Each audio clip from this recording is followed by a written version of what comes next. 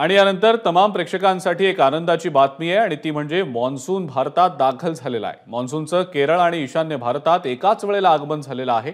10 जून पर्यंत मॉन्सून महाराष्ट्रात सुद्धा दाखल होणार आहे।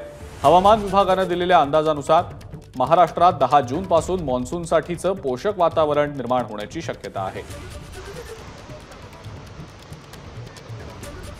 मॉन्सून जेव्हा केरळमध्ये दाखल होतो त्याच वेळेस तो ईशान्य भारतातल्या राज्यांमध्ये पण दाखल होत असतो। ज्यावेळेस तो मुंबईपर्यंत येतो त्याच वेळेस तो कोलकातापर्यंत पण येतो। या पद्धतीने मॉन्सूनची जी प्रोग्रेस आहे ही सर्वसाधारणपणे उत्तरेला किंवा आग्नेय दिशेकडून वायव्य दिशेकडे अशी पूर्ण होत जाते।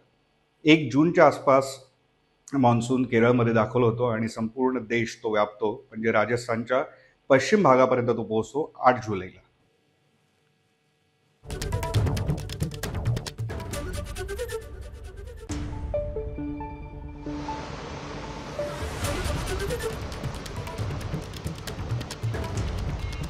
मॉन्सून भारतात दाखल झालेला आहे। हवामान विभागाने या संदर्भातली घोषणा देखील केलेली आहे। केरळमध्ये 2 दिवस आधीच पावसासाठीचं पोषक वातावरण निर्माण झालेलं होतं।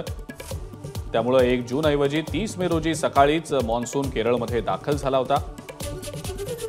केरळमध्ये मॉन्सून घोषित करण्यासाठी 3 पैकी 2 निकष पूर्ण झालेले आहेत।